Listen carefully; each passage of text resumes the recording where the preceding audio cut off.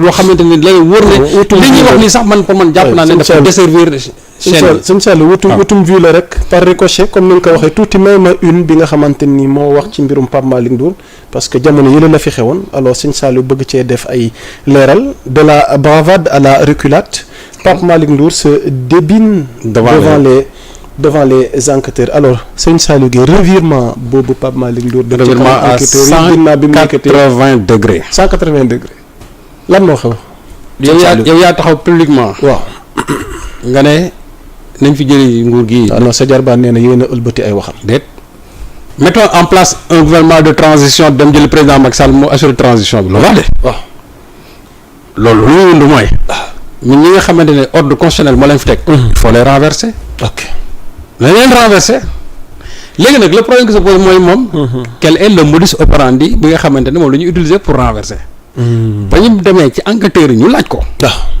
moom xam lu mu wax nee na non moom motion de censure lay wax ça revient motion de censure moo waay da nga leen dégg keroog ci foofu mu wax motion de censure gàtt sa la doon waaw léegi moom nag nee na moom motion de censure lay wax parce que bu ñu defee motion de censure mu jàll gouvernement bi ñoom ñu jël seen premier ministre teg mais xam nga aussi Pape aussi il ne faut pas qu'il prenne les Sénégalais pour des demeures xam nga nee naa nañ bàyyi nit ñi bu ñëwee ci enquêteurs yi du toujours ay exutoire nit boo waxee benn mbir da nga koy assumer comme ce que je disais tout à l'heure sur le cas Ahmed Ndoye boo waxee benn affaire c'est-à-dire que assumer ko mais ñëw nga leen man je parle d'une motion de censure yow xanaa la motion de censure day fekk yow nga am sax 20 députés Assemblée nationale yow tu n'as même pas 20 députés yéen opposition bi bu ngeen rassemblé woon je crois une trentaine de députés et tu parles vraiment de motion de censure ne da ngeen di renvoyer ce gouvernement et tu penses réellement que ñoom boobu ba léegi su fekkee ne amoon nañ majorité tu penses que daana luñ gouvernement bi fi nekk boobu ba léegi mais soyons sérieux quand même waaw loolu defe naa moom problème ba wóor quoi nee na non il paraît c'est un républicain c'est un légaliste nangam moo la c'est-à-dire ku taxaw en public di wax di fëgg sa dënn boo jàkkaarloo enquêteurs yi nga sumee ko ba set wi ci c'est que loolu mooy problème mais bàyyi nañ ko mu dem ginnaaw deuxième audition bi mais est-ce que toppeetuñ ko dara wala à tout moment mën na dikkaat non boobu moom bàyyi nañ ko c'est-à-dire que moom bientôt son dossier Prodac va entrer en jeu looy wax ni non xam naa li ma wax programme des domaines agricoles communautaires dama ne son dossier Prodac bientôt sera mis sur la table leer la wax moo tax lii jarul ñu ci gars yi di ci yàq seen kii yooyu nañ ko mu dem. donc coow li jeexagul ci. non il sera bientôt le pôle judiciaire financier kay dinañ ko. ok lu leer la. PJF kon bientôt ñu activer le. non son dossier Prodac. waaw sera bientôt mis sur la table là li kay man maa la jox scoop boobu. donc li jarul yàq ay kii yooyu ñi ci doon toog naan ay dañuy mere yooyu non. kon baax na tuuti son dossier Prodac sera sur la table. kon tuuti ñoo ko déggandoo. scoop boobu moom dañ koy bàyyi ba beneen yoon ngir gën cee yaatal. non dinaa ci ñëwaat. waaw incha allahu rabbi di nuyuwaat bëri ngeen lool yéen ñu nekk ci commentaire yi Djibi Sarr Dioni maa ngi lay nuyu sama xel dafa dem ci moom. maa ngi koy nuyu bu baax Djibi mook soxnaam. sëñ Saliou. léegi nag damay bëgg a dugg ak yow nag ci bésu le 8. 8 éléments ànd jëwriñ ñi annoncé. Ousmane Sonko déclaration gu mujj gi annoncé nañu bésu le 8 lam ca war a wax la ca nar a xew wax nañ sax avant le 8 pendant le 8 ak après le 8 au regard de tout ça yow déjà noo gisee sa communication samedi passé ci bés boobu ñuy waaj waaye bés bi ñuy dëtmal sëñ Saliou lan moo ci nar a xew noo jàngatee waaw mu nekk Sonko mu nekk une grande première dans la remobilisation et la redynamisation du PASTEF. Ok. Parce que boo xoolee aussi depuis booba léegi. Il y a pas eu d'animation politique au sein du PASTEF. Je ne parle même pas des autres partis parce qu'on a l'impression aujourd'hui que on est dans un désert total du côté de l'opposition. Exactement. Donc Ousmane Sonko bi mu génne mu toog annoncé ne le 8 mobilisation fële ci parking Léopold Sédar Senghor bi. man sax j'avais déjà cette information là moo tax ba mu génnee man ne ko mais man mere ko mere naa la parce que moom nga bàyyi man comme man amoon naa sama scoop man bu ma xëy ma génne loolu mais bon qu'à cela ne tienne donc quand il a annoncé cela par la suite dégg nga sax encore les spéculateurs lu ñu non Sonko du loolu la bëggoon wax am na lu muy wax far na bàyyi ko et cetera. nii man kay dama lay wax spéculateur li ñu wax. ah teg nañ sur la table débat wu démission bi. moom laa la wax teg nañ sur la table bis bii bi am diggante mag Diomaye. moom laa la wax mais xam nga pas mal de dossiers teg nañ ko sur la table ne moom la naroon wax am ñu ne sax. bu ngeen xoolee élément bi lu ñu monté la. am na séquence yi ñu dagg.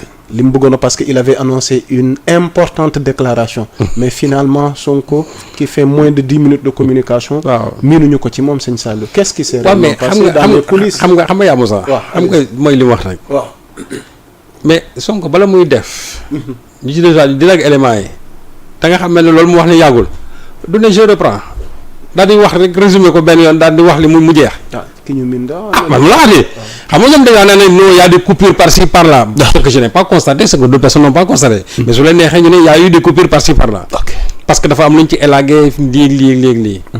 mais même nit am nga sañ-sañ nga toog nga wax ba caag nga xoolaat nga ne non parti bi dinaa ko dindi. léegi nag yow la nga ca dindi. ñoom dañ koo xam. xam nga ñoom man ak yow ñoo ci yem bu fekkee ne dafa am parti yu ñu ci élagué. man ak ñoom ñoo ci yem. su fekkee ne ñoom nag daggit yooyu dañ kaa yore. nañ ko dajale ñu ne lii la Sonko dagg ci dans son discours. ok et vous pensez réellement que Sonko bu doon jógee ci gouvernement bi day ñëw toog publiquement daal ne leen démissionné na soyons sérieux quand même soyons sérieux après tout Sonko c'est un homme d'État. Même si certains le refusent jusqu'à aujourd'hui. Mais man mi j'ai eu cette information comme quoi que Ousmane Sonko aurait démissionné. Il aurait waaw moom laa la wax mais xam nga. mis sur la table chef de l'État sa mais démission. li may wax yaa Moussa rek man nee naa leen. waaw. et ça je l'ai dit aux patriotes. allez-y man leen mooy lan waaw. la seule personne bu ngeen war a mën a toog déglu te ngeen yem ci ay waxam mooy Ousmane Sonko. tàmbalee ci moom yem ci moom. tàmbalee ci moom yem ci moom. ok keneen ku ngeen fi déglu. jàpp leen ne les gens sont en train de vous manipuler keneen ku ngeen fi déglu rek. moo leen wooyu Sonko leen bëggoon wax léegi gis nga Sonko je crois que nit ñi dañuy dem ba finalement dañ koy fàtte. Sonko courage bi mu am vous pensez réellement que Sonko bu bëggee wax dara dina jaar par 1000 chemins pour wax ko. vous pensez réellement que Sonko s'il voulait quitter le gouvernement que du jaar par les canaux officiels institutionnels pour mën a dem déposer sa démission vous pensez que day toog ni live daan Sénégal démissionné na. non soyons sérieux quand même. donc am na décision yoo xam Sonko bu ko doon jël tey day tam toog ak kilifa gi muy Diomaye mu toog mu waxtaan ci ak moom.